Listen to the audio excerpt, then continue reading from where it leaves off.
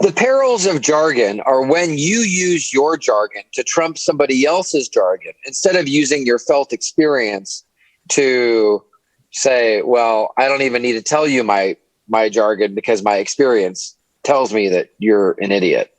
Idea Pokemon. Yeah.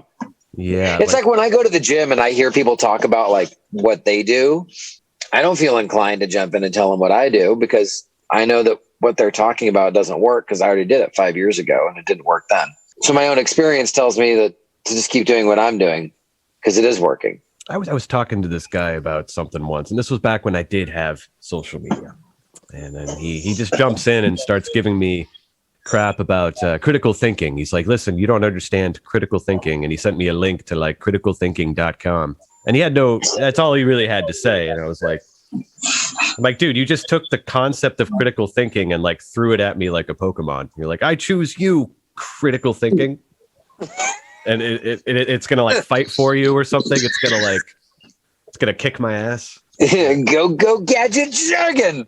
Yeah, pretty much. I'm like, you can't just say critical thinking, like critical thinking, you know? It's like an anime or something. Like I'm just imagining that. I'm imagining the hat coming out of like Inspector Gadget and he like throws a dictionary at somebody's face.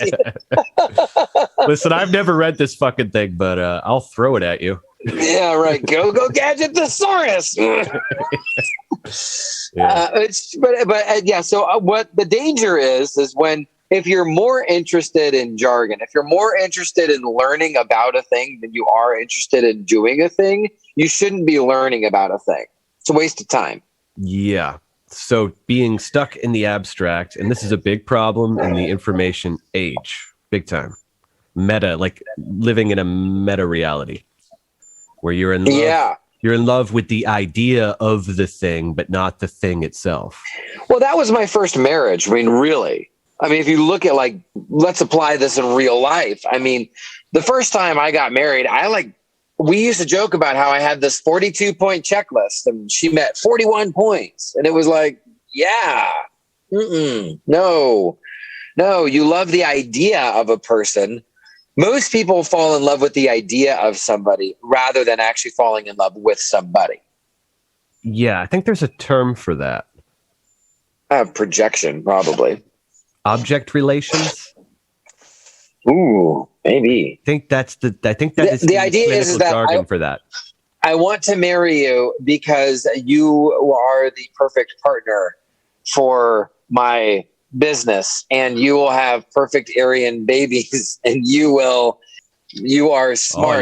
You get good grades, and you have this or you have that, and therefore we together, object, and it's like you don't even like the person. And they don't even like you, but because you're object, because you seem like you fit, you know? Yeah. Yeah. That could be an ego thing too, because you're like, you're like, of course my partner is, you kind of like put him on a pedestal because you don't want to be like, I don't know, maybe she's not the one, because you don't want to admit to yourself that like, it's not really there, but you think you deserve that. So you're going to like hallucinate that it's there. Have you ever done that? I think maybe I've done that before.